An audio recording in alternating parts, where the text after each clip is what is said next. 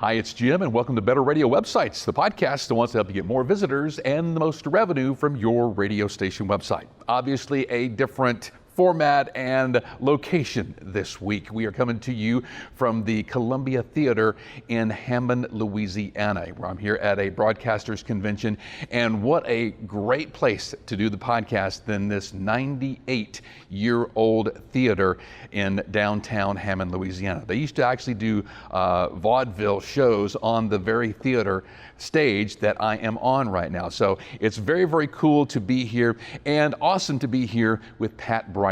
Pat Bryson is a sales consultant extraordinaire. She is actually the top echelon when it comes to radio sales consulting. And a lot of great information that we're going to have today from Miss Pat. And if you haven't met Pat, stay tuned because a lot of great information is coming your way.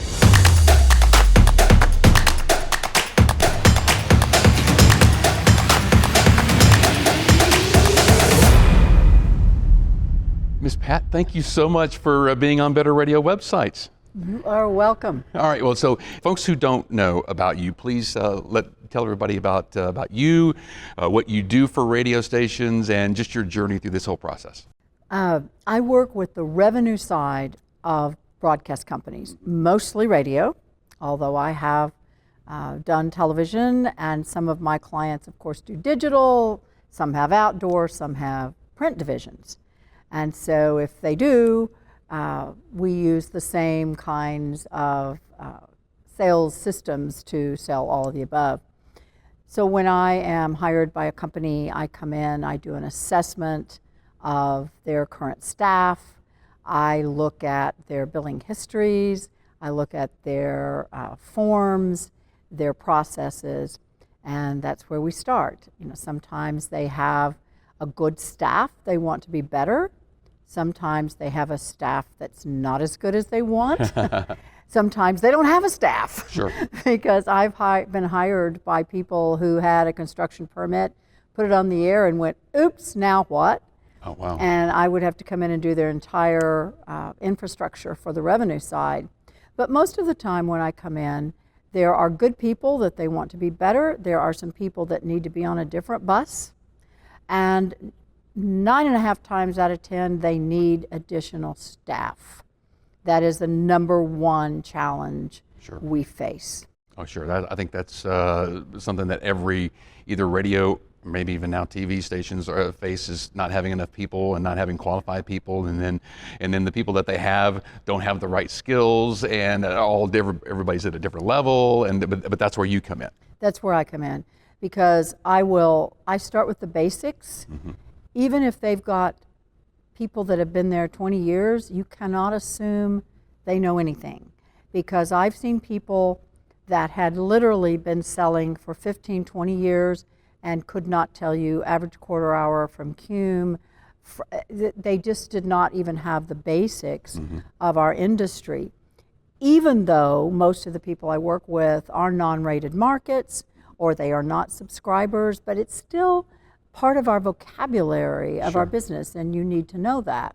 So we all start at the same place, and then every time I'm in the market, which is about 4 times a year, we repeat, we move forward, we repeat, we move forward, and depending on how tenured and how skilled the staff is, then I change my curriculum all the time to meet those needs. I'm always writing new sessions.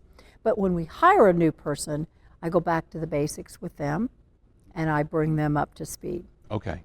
And I'm sure that you're talking about these folks that have been in the business for a long time. So maybe some of these people have a mindset that they've gotten in this rut of mindset and a certain way of doing things, and they don't like change. You find a lot of that? Yes. Nobody likes change. Mm-hmm. But what I've found is that when we go through the basic sessions, and it's a week-long training. In the mornings, I'm training. In the afternoons, I'm riding with them on the street. Right. So that's when you really find out what's going on. But what I found is that usually there will be something in that week that they'll say, I think I'll try that. And then they try it, and it works. And then they'll try something else, and that works. Rarely do I have someone, as I say, that will swallow it hook, line, and sinker, although that does happen. Right. But usually it's a gradual process for the oldies, as I call them. For the newbies, they don't know any better. Sure. So sometimes they will just go out and do what I say. However, think about if you've ever played a musical instrument or played the piano. You start out by running scales until you build that muscle memory in. Well, if you have someone that has been selling, even though they may have some bad habits, they have some prerequisite knowledge, which if they will adopt what I'm sharing with them, they can run with it faster than someone who's never sold or who has never been in a radio station. Yeah. And that's helpful. And then there are some of those that are just never going to get it. I'm probably one of those people. Nah, you'd get it. Here's the thing. Because I couldn't sell you a coat in winter. Well, you sold me on doing this podcast. Here's what people don't realize. Everybody is in sales. Mm-hmm. Everybody. Every day we are selling something. We might be selling to go to this restaurant versus that one.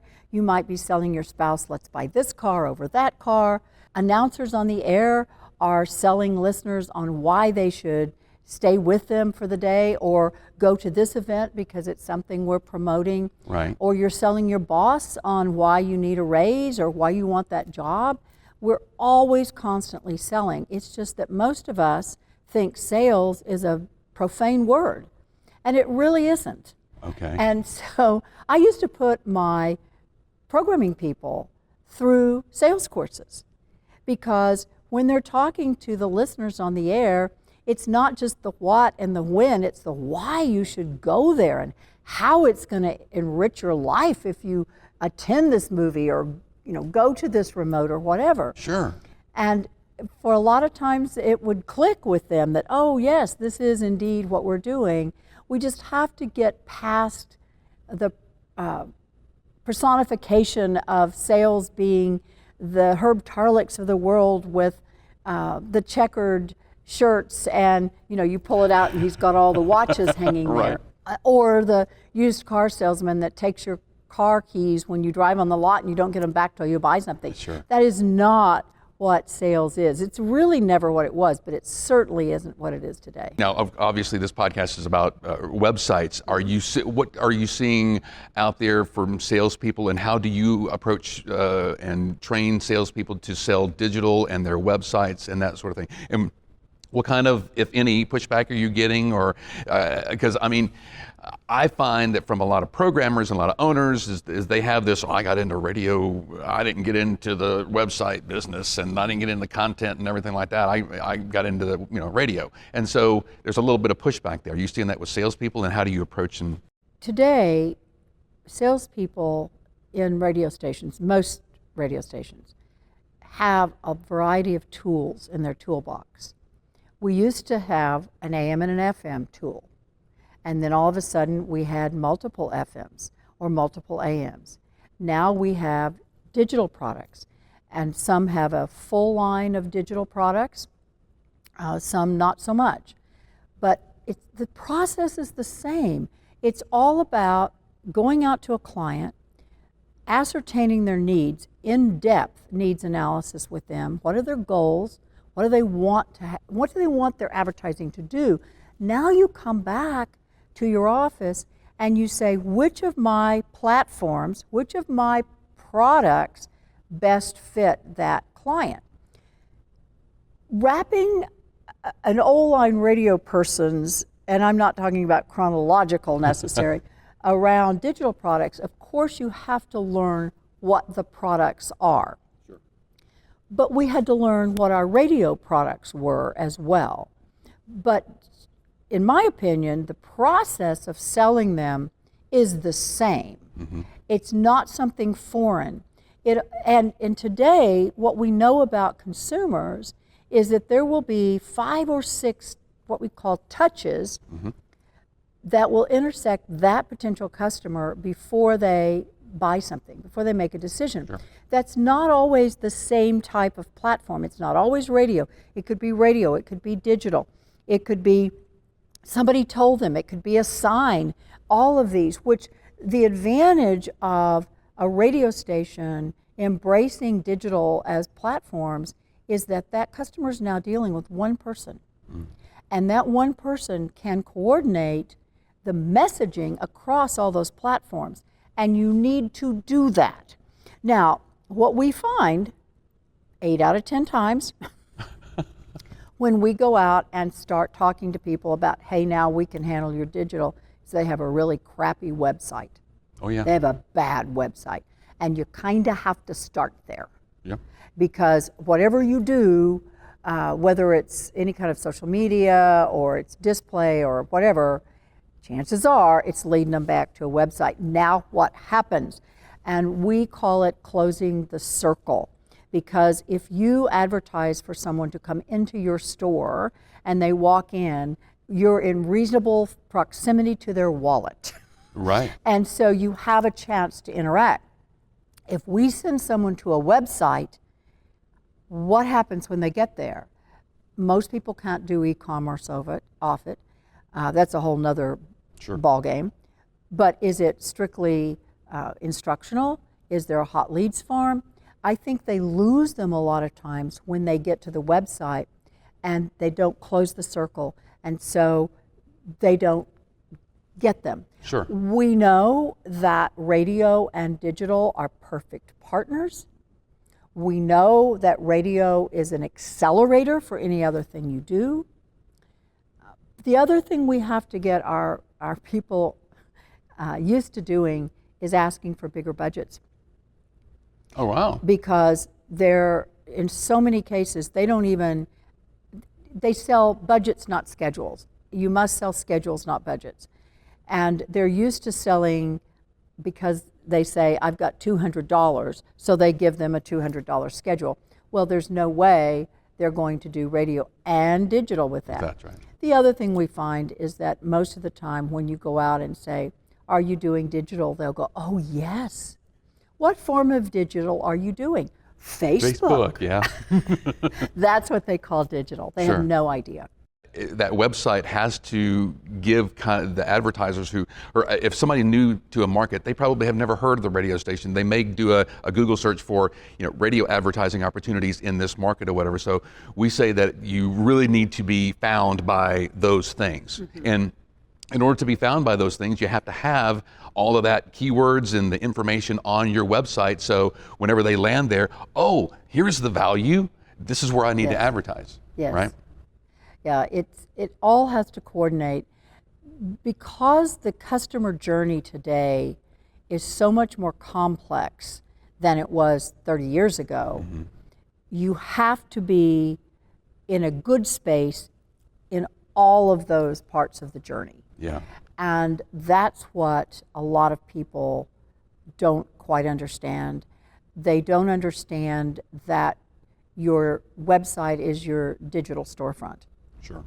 And what we saw a lot of after COVID with any kind of online presence is that hours had changed, days had changed, but the information hadn't changed.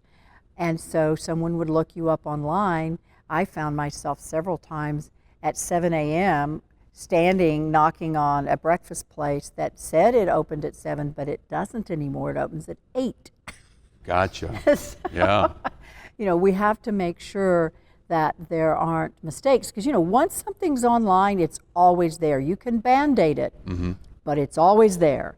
And a tremendous amount of misinformation out there. So what do you say to these salespeople? Because I ask, we're here at this conference in this beautiful theater, and I've asked some of the salespeople that are here, and the owners, are you selling your website? No.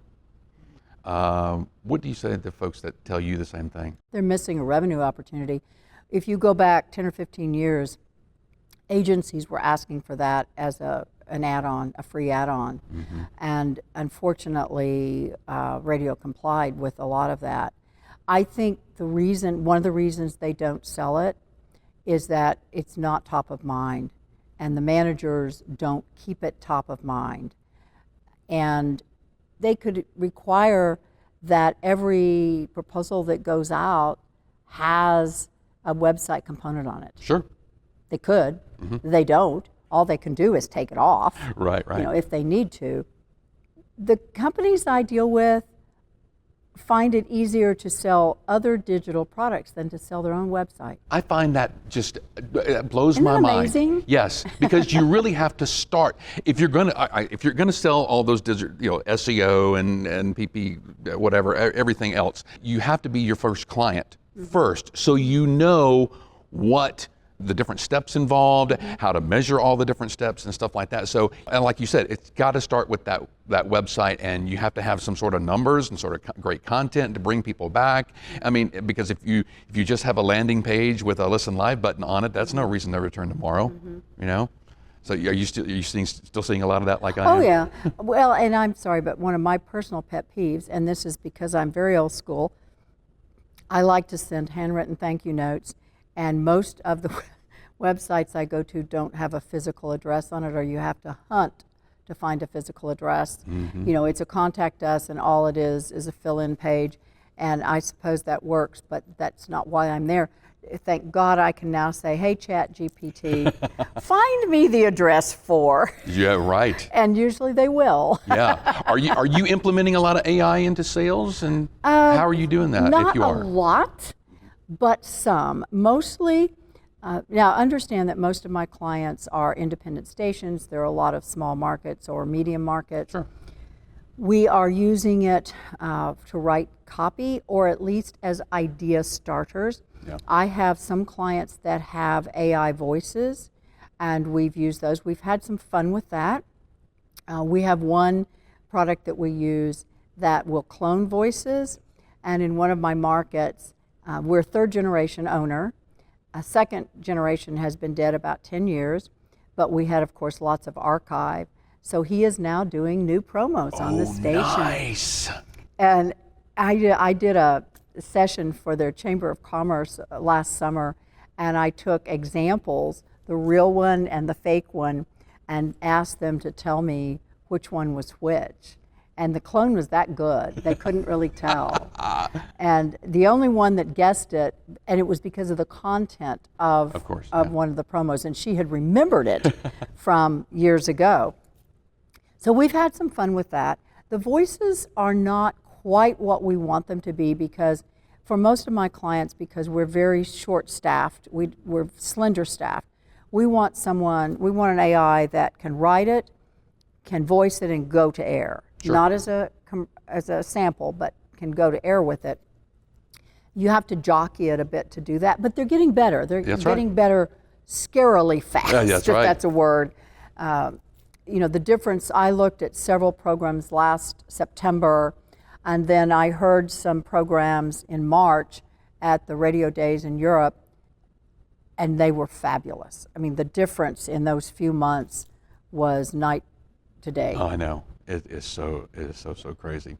Ms. Pat, thank you so much. You are welcome. For being a part of this podcast. Will you let everybody know how they can get in touch with you? Because, I mean, not only are you, you're everywhere. You're all over Facebook. You blog, you write, you're everywhere. And that's so great. But let folks know how they can get in touch with you. Well, the easiest way, my website is patbryson.com. Bryson Broadcasting International is my very long name, which is the story behind that.